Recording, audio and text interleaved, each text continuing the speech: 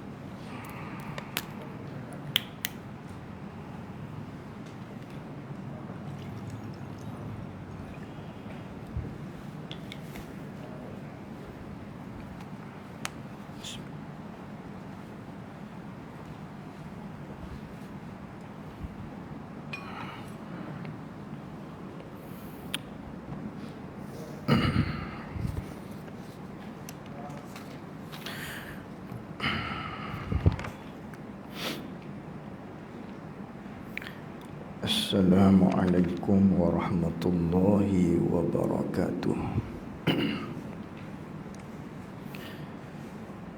Bismillahirrahmanirrahim. Alhamdulillahi rabbil alamin.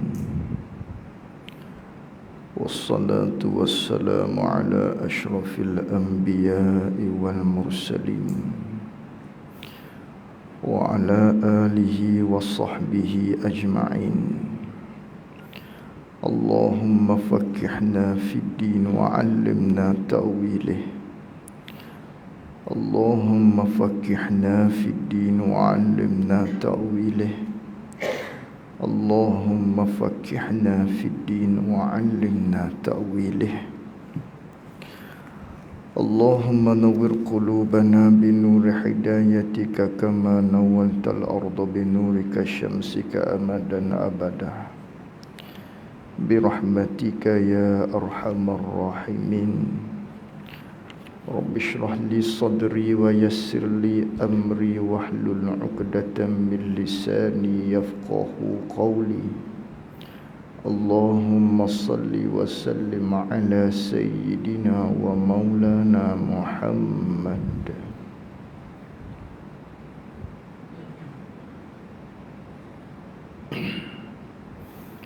Muka surat 19 kitab Jawi, baris yang paling bawah.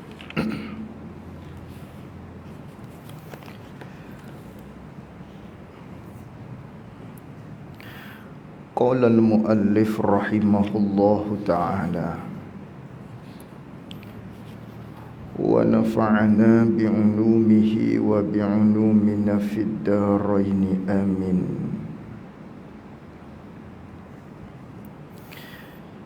Dan wajib memeliharakan hati, wajib memeliharakan hati daripada segala maksiatnya maksiat hati. Maka setengah daripada maksiat hati itu ialah jahat sangka dengan Allah, dan aman daripada murka Allah, dan putus asa daripada rahmatnya, rahmat Allah, dan takabur atas hambanya, dan riya artinya memperlihat-lihatkan kebajikan. Ni kita masuk pada perbicaraan yang seterusnya di dalam kitab Faridatul Faraid, di mana pada pertemuan kita yang lalu kita telah membahaskan berkaitan dengan taubah, yang mana wajib ke atas kita selaku hamba Allah Subhanahu wa taala ni, maknanya hak banyak melakukan salah, kerana manusia ni tak lepas daripada melakukan kesilapan. Maka wajiblah kita bertaubah pada Allah Subhanahu wa taala agar kita itu kembali kepada Dia dalam keadaannya bersih daripada segala daki-daki maksiat kita kepada Allah Subhanahu wa taala. Maka pada malam ini kata pengarang rahimahullahu taala, katanya, dan wajib memeliharakan hati. Ni dia pesan kepada kita ni. Yang mana di antara perkara-perkara yang menjadi kealpaan di seseorang ialah dia tidak menitik beratkan persoalan berkaitan dengan hati. Maka hati ni di antara satu perkara yang mesti kita kena titik berat, mesti kita kena jaga dia. Lebih daripada kita jaga anggota zahir kita daripada kulitnya kusam umpamanya, ataupun tak mau bagi kena matahari pakai sunblock, tu hiyah di zahir, tu kita jaga hak zahir. Ataupun kita jaga daripada segala penyakit-penyakit, supaya tak terkena di kitanya kencing manis, darah tinggi dan lain-lain daripadanya. Maka kita jaga dia. Juga hak di antara lebih daripada tu hak kita kena jaga ialah kita kena jaga hati. Ni hak di dalam kitab kita sebut ni. Dan wajib memeliharakan hati daripada segala maksiatnya, maksiat hati kena jaga. Kena jaga hati. Hati mana hak kita kena jaga ni? Hati tu maknanya ada dua. Yang pertama ada hati dengan makna qalbun jismani. Yang kedua hati dengan makna qalbun ruhani. Maka bila perbicaraan di dalam kitab kita, di dalam agama kita yang diperbincangkan dalam urusan agama, bila disebutkan dengan hati, qalbun wajib kena jaga, iaitulah jaga hati hak dengan makna yang kedua. Apa makna yang kedua? Iaitulah qalbun ruhani. Hak tu hak kita kena jaga. Adapun qalbun jasmani jaga juga. Yang mana jaga qalbun jasmani ni ialah qalbun jasmani maksudnya ialah seketul darah, seketul daging yang mana menyerupai dengan jantung pisang. Bentuknya pada bentuknya yang ada pada dada tiap-tiap masing-masing daripada kita. Maknanya hak ni kita jaga dia. Kalau nak rawat dia, nak berubat dia, kena cari doktor, di hospital, di klinik. Tu qalbun jasmani namanya. Qalbun jasmani ni hak ada di diri kita ni lah. Ada dalam tubuh badan kita ni. Mana kalau kita belah dia, keluarlah dia. Seketul daging tadi, hak berdarah, hak rupa bentuknya seakan-akan dengan jantung pisang tadi tu. Maka hak ni kita jaga juga. Agama suruh jaga juga. Kena jaga dia. Daripada kena penyakitnya, kolesterol, darah tingginya, jantung berlubangnya dan lain-lain daripadanya. Cuma hak ni nak rawat dia, dia ada doktor dia. Maka doktor dia nya di hospital, di klinik. Kena cari situ. Tu qalbun jasmani. Yang kedua, qalbun ruhani. Hak ni hak kita kena jaga ni, lebih daripada segala-gala. Iaitu kita kena jaga qalbun ruhani. Apa tu qalbun ruhani? Iaitulah satu benda yang tercengang akal untuk kita fikir hakikat dia tu bagaimana. Tapi dengan dialah kita dapat faham satu-satu benda. Dapat kita faham benda ni baik, dapat kita faham benda ni jahat, dapat kita faham benda ni elok, benda ni tak elok, benda ni dipuji, benda ni dikeji. Maka segala-gala maklumat tadi tu kita fahamnya di dia, di satu benda hak namanya qalbun ruhani. Maka hak ni kita kena jaga. Kerana apa kita kena jaga dia? Kerana di dialah ialah tempat tilikan Allah Subhanahu wa taala, yang disebutkan dengan mahallun nazar. Yang Nabi sallallahu alaihi wasallam bersabda, innallaha la yanzuru ila suwarikum wala ila amwalikum walakin yanzuru ila qulubikum wa a'malikum. Nabi sallallahu alaihi wasallam bersabda, sesungguhnya Allah Ta'ala tidak pandang, tidak lihat, tidak tilik, tidak buat kira pada rupa parah kamu tu, tidak. Pada zahir kamu tu Allah Ta'ala tak buat tilik situ untuk memasukkan kamu ke dalam syurga, tidak. Tetapi Allah Ta'ala tilik pada hati-hati kamu dan amal-amal kamu. Allah Ta'ala tilik situ. Allah Ta'ala tilik pada hati kita. Maka sebab tu kena jaga. Jangan bagi dia jadi cemah, jangan beri dia jadi kotor. Kerana sinilah tempat tilikan Allah. Lagi pula, maknanya Allah Subhanahu wa ta'ala berfirman, yauma la yanfa'u malun wala banun illa man atallah biqalbin salim. Pada hari itu, kata Allah Subhanahu wa ta'ala, ialah hari yang tidak bermanfaat lagi harta kamu, hari yang tidak bermanfaat lagi anak-anak kamu. Bila? Di akhirat.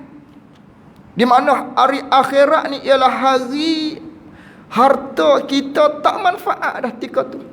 Nak beli, nak berniaga, tak ada dah di akhirat. Anak-anak kita tak ada dah. Melainkan kata Allah Subhanahu wa ta'ala, illa man atallah biqalbin salim.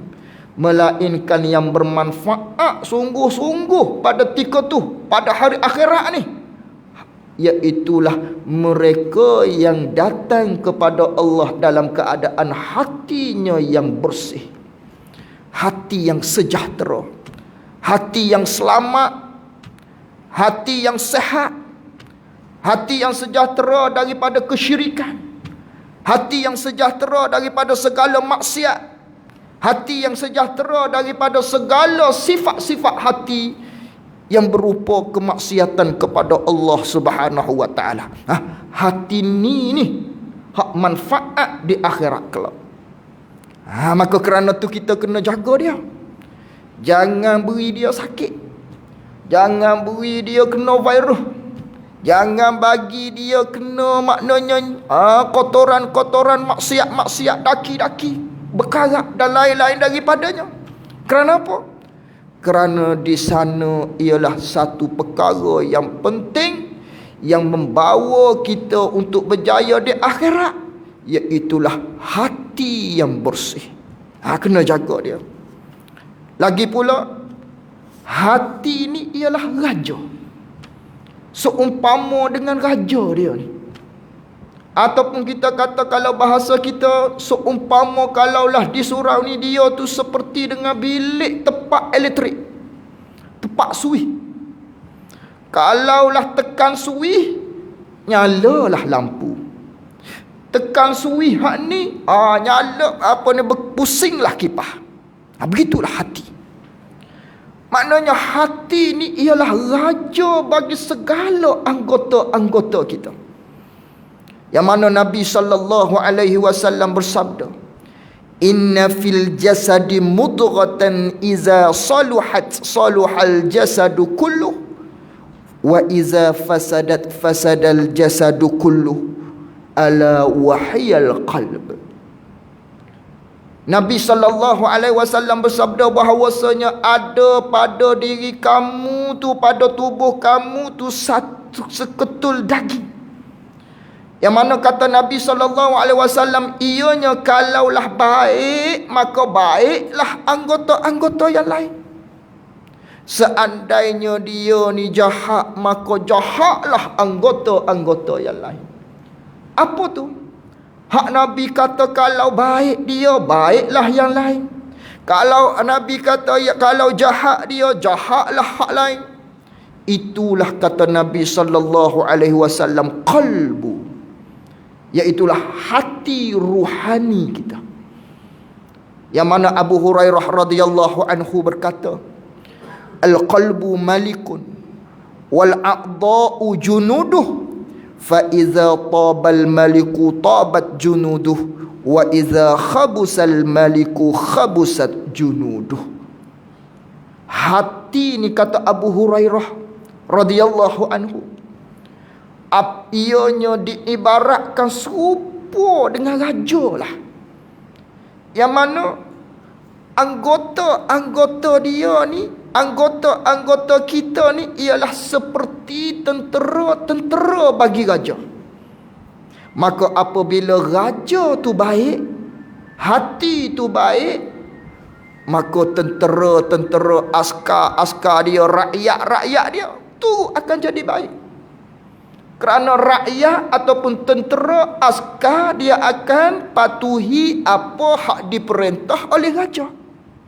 Kalau raja tu baik, maka baiklah tentera. Sebaliknya kalau raja tu jahat, maka jahatlah anggota-anggota yang lain, tentera-tentera dia. Sebab tu punca kemaksiatan hak berlaku di diri kita kerana hati kita tu kotor, hati cemar, hati berkulak, hati karak. Kerana itulah kita melakukan maksiat kepada Allah. Sebab itulah seseorang tadi terjerumus dalam derhaka kepada Allah. Kerana tu salah hak orang dakwa. Kami walaupun maknanya rupa pada zahirnya kami ni tak tutup aurat, pakai pakaian yang mendedah-dedahkan umpamanya, tapi hati kami baik. Dia kata tipu, nak buat tu bohong. Yang mana Nabi SAW kata, kalaulah zahir baik, menanda hati tu baik, hati bersih. Jadi seorang tersebut dia derhaka pada Allah, itulah tanda hatinya cemar, hatinya kotor. Maka tak betul hak didakwa oleh setengah-setengah daripada mereka, yang mana hak pegang secara zahir daripada hadis yang pertama yang kita baca tadi. Allah Ta'ala tilik pada hati, Allah Ta'ala tak tilik pada rupa parah. Lalu tu didalilkan, kami ni biarlah begini. Derhaka pada Tuhan kami ni maknanya tak tutup auratnya, buat kerja hak maksiatnya, tapi hati kami cuci, hati kami bersih dah. Hati itu ialah melambangkan, maknanya bersih ataupun tidak di anggota zahir kita tadi. Kalau anggota zahir kita tu baik, maka itulah pecaman hati kita tu baik. Kalaulah anggota zahir kita tu jahat, itulah tanda hati kita tu ialah jahat, cemar, kotor dan lain-lain daripadanya. Tu kena jaga. Ni jaga hati. Jadi kata pengarang rahimahullahu ta'ala, dan wajib memeliharakan hati.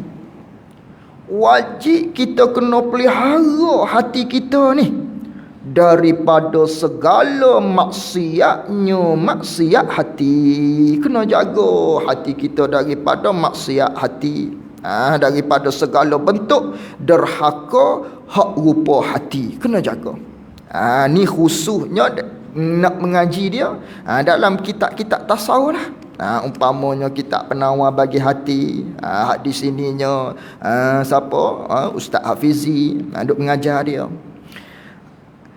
Jadi maka setengah daripada maksiat hati, sebahagian daripada maksiat hati tu hak wajib kita kena jaga, hak wajib kita kena pelihara dia. Yang mana kalau ada di hati kita, maknanya hati kita tu berpenyakit, maka kita telah melakukan maksiat pada Allah. Yang mana maksiat pada Allah ni ada pada rupa zahir, ada pada rupa batin. Di antara maksiat hak rupa batin ni maksiat hati. Maksiat hati dosa sama je. Seandainya seseorang itu kalau hak zahirnya tu tak tutup aurat, hak zahirnya berzina, hak zahirnya minum arak, maka samalah mereka hak ada maksiat hati dalam hati dia ni. Hak ada derhaka di dalam hati dia ni, yang merupakan ia ialah salah satu daripada bentuk derhaka kita kepada Allah Subhanahu wa taala. Bahkan hak maksiat hati ni lebih susah nak dijaga daripada maksiat hak zahir. Maksiat zahir orang nampak. Boleh jadi kalau hak jahat-jahat agak, hak jenis ada malu lah, di depan orang dia tak buat, sembunyi-sembunyi lagi. Takut orang tegur, takut orang marah. Tapi kalau maksiat hati, siapa nak marah? Ada orang hak tahu, dia saja hak tahu. Ni maksiat hati. Maksiat hati susah nak jaga, melainkan kita tahu dia, kita berilmu, kita beramal, kita cuci dia, kita berubah dia. Sebagaimana hak diajar di dalam kitab-kitab tasawuf. Jadi di antara maksiat hati hak kita kena jaganya, maka setengah daripada maksiat hati tu ialah jahat sangka dengan Allah. Jahat sangka dengan Tuhan. Umpamanya seseorang tu kata, oh aku sembahyang semua, tapi tak kaya-kaya. Tu duk minta pada Allah Ta'ala, duk berdoa kena juga. Tu dia panggil jahat sangka dengan Allah. Tu penyakit hati tu. Penyakit hati, nak jaga dia. Dan aman daripada murka Allah. Ni penyakit hati juga. Yakni berasa dia tu selamat daripada murka Allah. Walha dia buat maksiat, tapi duk sengkanya Allah Ta'ala tak ambil salah kepada dia. Ni setengah daripada maksiat hati. Dan putus asa daripada rahmat Allah. Berasa maknanya kita ni tak ada bahagian dah. Jahat sangat dah aku ni. Kalau dia tu jahat dah aku ni. Taubat pun Allah Ta'ala tak terima dah. Ni putus asa daripada rahmat Allah Subhanahu wa Ta'ala. Ni pun setengah daripada maksiat bahagian hati.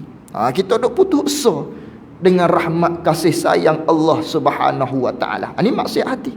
Ni semua ni dalam kitab tasawuf ni. Ni sini ni dia bilang saja ni.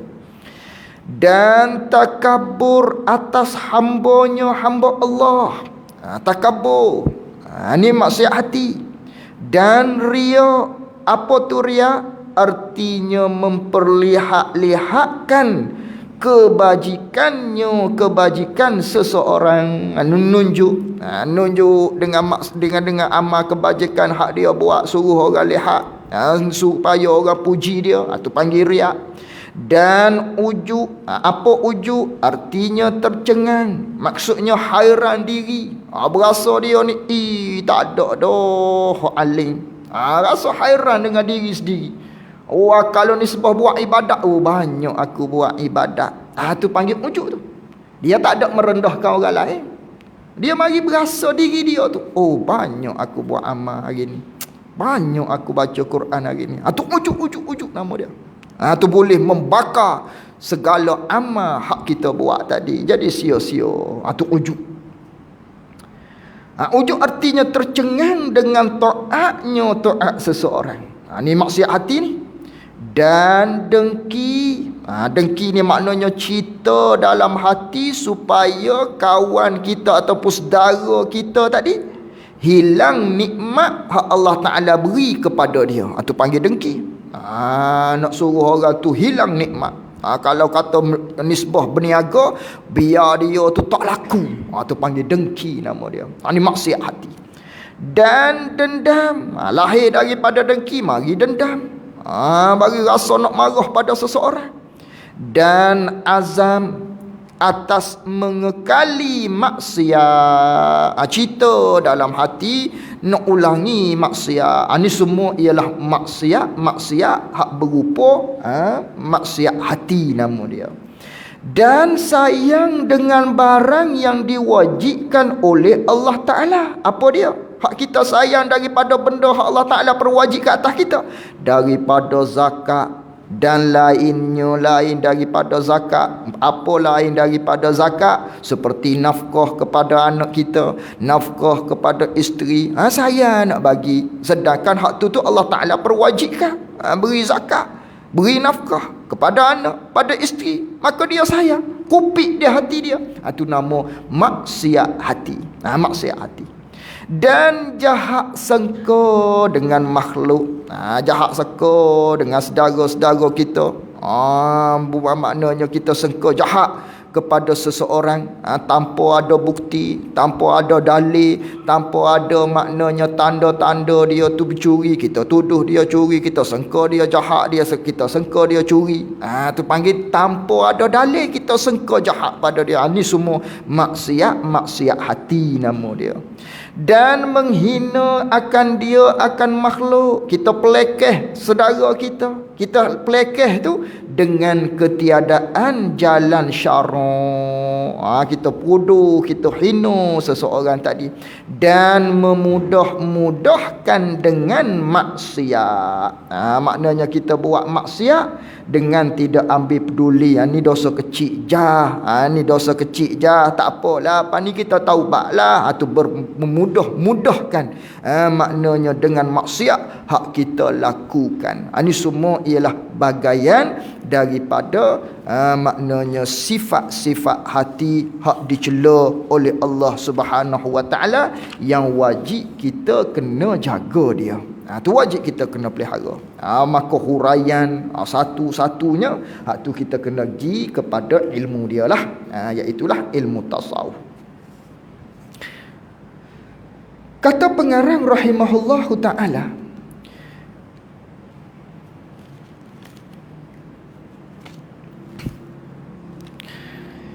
dan wajib memeliharakan anggota. Lepas daripada kena jaga hati, katanya sini wajib pula kita kena jaga anggota. Wajib kita kena memelihara anggota tu daripada segala maksiat. Kena jaga anggota-anggota kita ni daripada segala maksiat. Yang mana semua anggota yang ada pada kita ni akan bertutur di akhirat kelak. Kalau kita guna dia bukan kerana dijadikan hikmah oleh Allah Ta'ala, sebab apa? Maka semua akan menindah kita di akhirat. Semua akan tindah. Dia akan bercakap. Tangan akan bercakap, telinga akan bercakap, mata akan bercakap, kaki akan bercakap, kulit akan bercakap. Semuanya bukti di akhirat menindah kita. Yang menjadi peguam maknanya yang akan kita panggil apa? Yang akan soal kita. Yang akan tunjuk bukti kepada kita. Ni tangan ni dulu ada buat begian. Mata ni ada buat begian.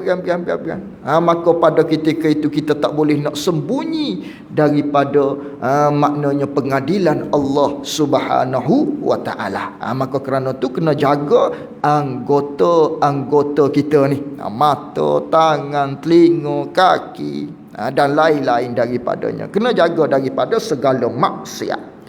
Maka setengah daripada maksiat hak dengan anggota ni, maka setengah daripada segala maksiat hak dengan anggota ialah makan riba. Makan riba ni maksudnya dengan anggota perut maksiat. Itu makan riba. Dan minuman yang memabukkan. Ni maksiat perut juga. Minum-minuman hak mabuk. Dan makan harta anak yatim, yakni atas jalan batil. Ni semua maksiat perut ni.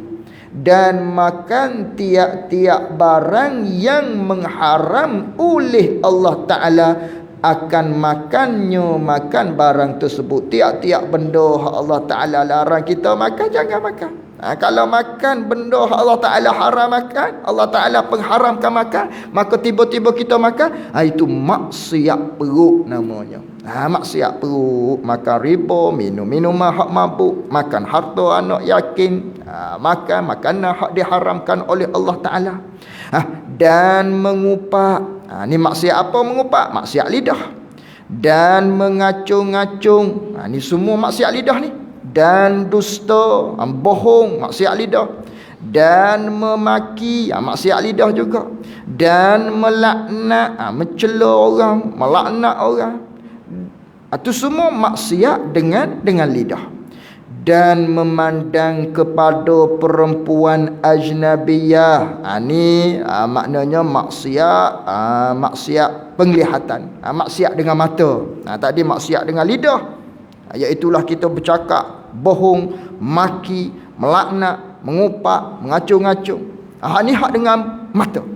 Dan memandang kepada perempuan ajnabiyah. Pandang kepada perempuan hak sah nikah. Itu ajnabiyah, perempuan hak sah nikah dengan kita. Maka kita pandang, maka tak boleh, haram. Pandang tadi tu. Sungguh pun maknanya di perempuan tadi, dia auratnya, maknanya aurat perempuan ni berlaku khilaf di kalangan para ulama. Maka di antaranya pandangan Imam Rafi'i kalau tak silap ialah seluruh tubuh melainkan wajah dan juga dua pergelangan tangan. Maka dua pergelangan tangan dan juga muka, ni dikecualikan. Lain daripada tu semuanya aurat bagi perempuan. Maka kita hak lelaki ni nak tengok kepada muka dia, pada ketika tu tak boleh. Haram kita nak tengok. Melainkan pada masalah tertentu saja. Bila? Waktu kita duduk berniaga, berjual beli, ketika hajat, maknanya duduk dalam pengajian, nak tanya menanya, nak soal dan lain-lain daripadanya. Tu je. Nak tengok, nak ambil kesedapan daripada wajah dia, tak boleh, tu haram. Haram kita pandang tadi tu. Ini maksiat hak dengan mata dia panggil. Maksiat mata kita lihat pada perempuan. Begitu juga perempuan. Tak boleh nak tengok pada lelaki. Dia tak boleh nak tengok, nak pandang, nak renung kepada lelaki, tak boleh. Haram. Ni kena jaga mata kita, kena jaga. Berjalan kena jagalah. Kena jaga. Apatah lagi tengok pada aurat. Tu apatah lagi.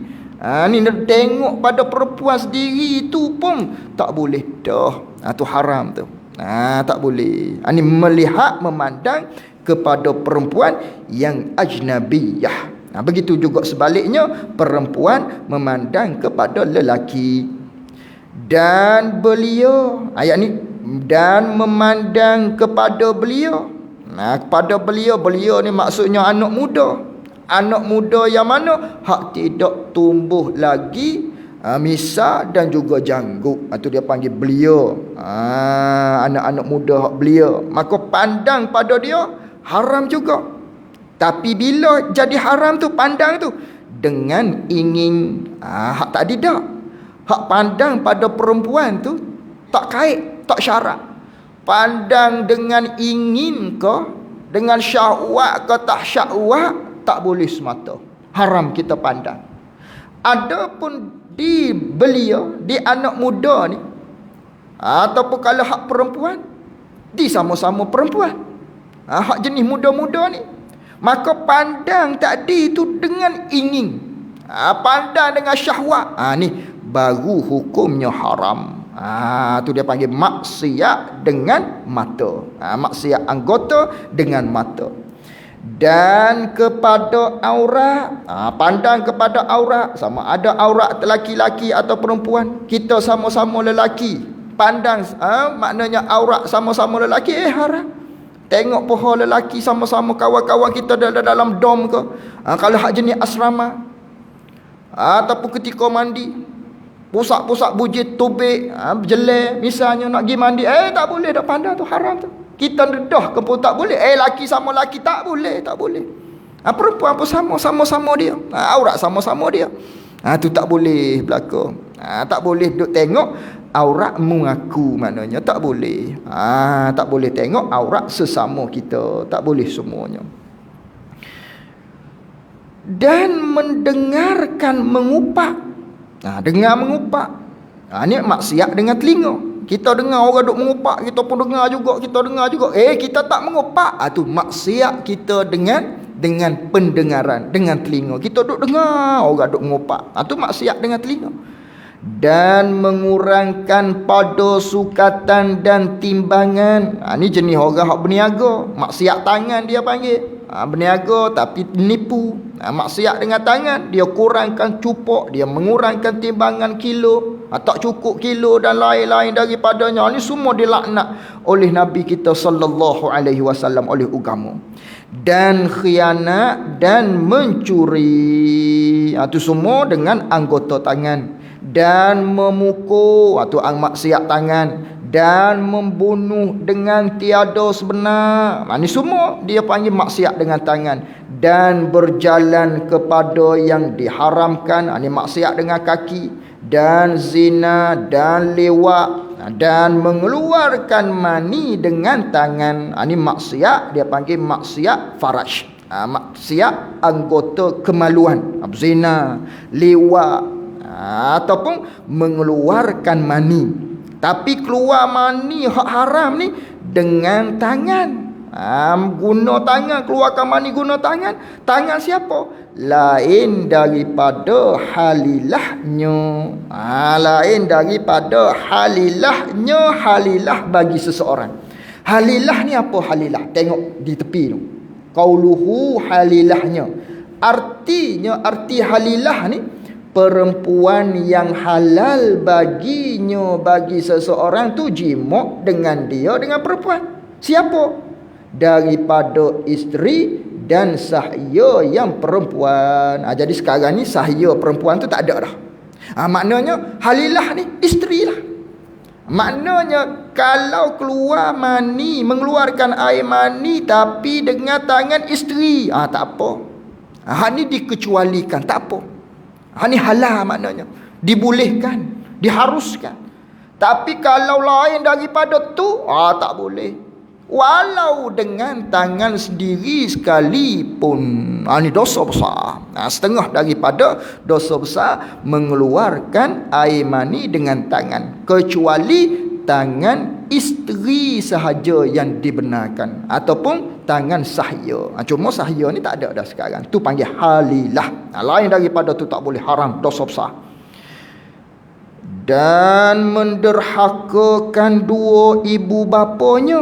Ni sama ada maksiat dengan lidah ke ataupun dengan tangan ke, tak kira lah.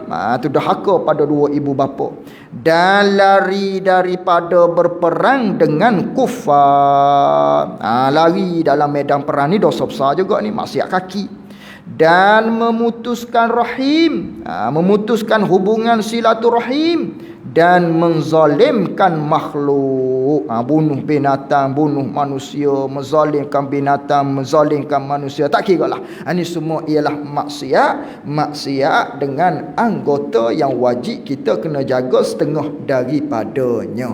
Itu semua dibincangkan di dalam kitab Penawar Bagi Hatilah, yang membicarakan berkaitan dengan anggota yang 7. Maka kita di sini tidak berhajat untuk memanjang-manjangkan perkara tersebut. Kerana memandangkan kita ni hampir dah nak tamat, maka insya-Allah sekali pertemuan lagi ke ataupun 2 kali pertemuan lagi ke, kita ni khatam lah. Khatam. Lepas tu tak tahulah macam mana pula tu. Nanti kita bincang insya-Allah. Sikit lagi. Dan bermula doa. Pengarang kita nak mentakrifkan apa itu doa. Biar kita kenal doa ni apa maksud doa. Dan bermula doa itu, yakni makna doa itu, takrif doa ni, maksud doa ni, bila sebut doa ni ialah menuntuti akan sesuatu, yakni minta oleh seseorang, memohon oleh seseorang, merayu oleh seseorang akan sesuatu. Dia duk minta akan sesuatu perkara, minta kepada siapa, mohon kepada siapa, merayu kepada siapa? Daripada Allah Ta'ala. Kita mohon, merayu pada Allah Ta'ala, kita tuntut pada Allah Ta'ala, kita rayu pada Allah Ta'ala tu pula atas jalan merendahkan diri. Tu silap kita tu, atas jalan merendahkan dia. La'ala sawab, mudah-mudahan yang betulnya kita bulatkan hak tu, kita tulis diri, merendahkan diri, bukan merendahkan dia. Jadi doa, takrif doa ialah kita menuntut, kita minta, kita merayu akan sesuatu perkara kepada Allah Ta'ala, kita rayu kepada Allah Ta'ala tu atas jalan merendah diri. Atas jalan kita merendahkan diri, kita tadarruk, ataupun kita ikhlaskan diri. Hal keadaan kita tu rasa diri kita ni tidak ada apa-apa, dan dalam masa yang sama kita mengharapkan Allah Ta'ala perkenankan doa kita. Itu panggil doa. Doa ialah kita duk merayu-rayu pada Allah Ta'ala atas jalan kita merendahkan diri kita ni. Yang mana doa tu memberi bekas dengan perbuatan Allah Ta'ala. Tidak ada siapa yang dapat memberi bekah di atas permintaan rayuan kita tadi, melainkan hanya Allah Subhanahu wa Ta'ala sajalah yang dapat memustajakkan doa-doa kita, hak kita minta. Orang lain tak boleh. Maknanya nak memberi bekah di atas doa tersebut hanya Allah Ta'ala saja. Itu panggil doa. Doa ni ialah kita merayu-rayu, maknanya kita duk memohon, permintaan kepada Allah Ta'ala atas satu-satu hajat, sama ada hajat dunia ataupun hajat akhirat, atas jalan kita merendahkan diri. Dan yang akan memustajakkan doa tu hanya Allah Subhanahu wa Ta'ala saja. Itu panggil doa. Maka memberi manfaat ia doa. Maka memberi manfaat ia doa akan segala yang hidup. Beri manfaat kepada orang hak hidup, sama ada diri orang yang berdoa atau orang lainnya, lain daripada orang hak berdoa tadi, tak kira. Apabila seseorang itu berdoa, dia berdoa pada diri dia, dapat manfaat. Kalau dia berdoa kepada orang lain, kepada kawan dia, saing-saing dia, jiran-jiran tetangga dia pun dapat manfaat. Tak kira lah. Sama ada pada diri dia ataupun orang lain.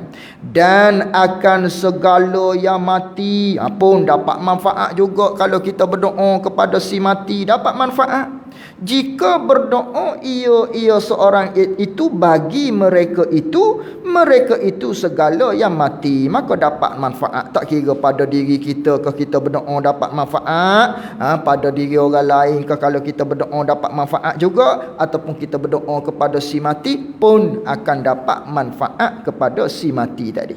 Dan memberi mudarat akan mereka itu segala apa ni? Dan memberi mudarat akan mereka itu orang lain dan yang mati tadi tu. Jika berdoa atas mereka itu orang lain. Kalau kita berdoa kepada orang lain untuk beri mudarat pun maknanya akan dapat mudaratlah kepada orang tersebut. Cuma diperbincangkan di dalam hukum fiqh, kita berdoa kepada mereka beri mudarat, hak ni berdosa, haram berdoa beri mudarat. Melainkan kita berdoa beri mudarat tu seandainya kita dalam keadaan dianiayai. Kalau kita ni dizalimi, kita ni dibuat naknya kepada orang buat anaya kepada kita, curi barang kita, maka kita harus berdoa timpa mudarat kepada dia. Tu pun berdoa untuk timpa mudarat kepada dia. Jangan kita berdoa timpa mudarat kepada seseorang tadi hak lebih daripada hak dia buat pada kita.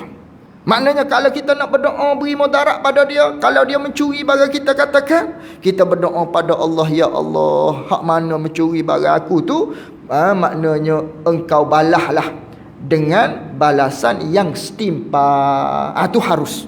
Kalau kita berdoa kepada dia, ya Allah, memberilah kepada orang yang mencuri barang aku tadi ni, misalnya jadilah dia tadi accident depan tu sekejap lagi, hak ni haram. Kerana tak setimpal. Dia curi barang kita, maknanya sikit, tapi kita doa pada Allah Ta'ala biar dia jatuh mudarat tu hak lebih berat daripada tu, hak ni haram, tak boleh. Jadi nak berdoa mudarat, berdoa hak setimpal. Kalau berdoa mudarat pada dia lebih daripada apa hak dia buat pada kita, hak ni haram. Cuma nak menceritakan bila berdoa beri manfaat, maka dapat manfaat. Kalau berdoa beri mudarat, maka dapatlah mudarat. Semua tu yang memberi bekah hanya Allah Subhanahu wa ta'ala saja. Cuma kita diperintah oleh Allah Ta'ala supaya berdoa. Habis kat situ. Dan wajib i'tiqad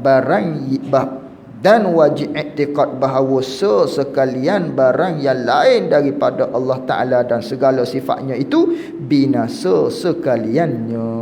Ini kita akan masuk pada perbicaraan beriman kepada perkara-perkara sam'iyat. Wallahu a'lam wa ilmuhu wa atam. Jazakumullahu khairan jazak. Assalamualaikum warahmatullahi wabarakatuh.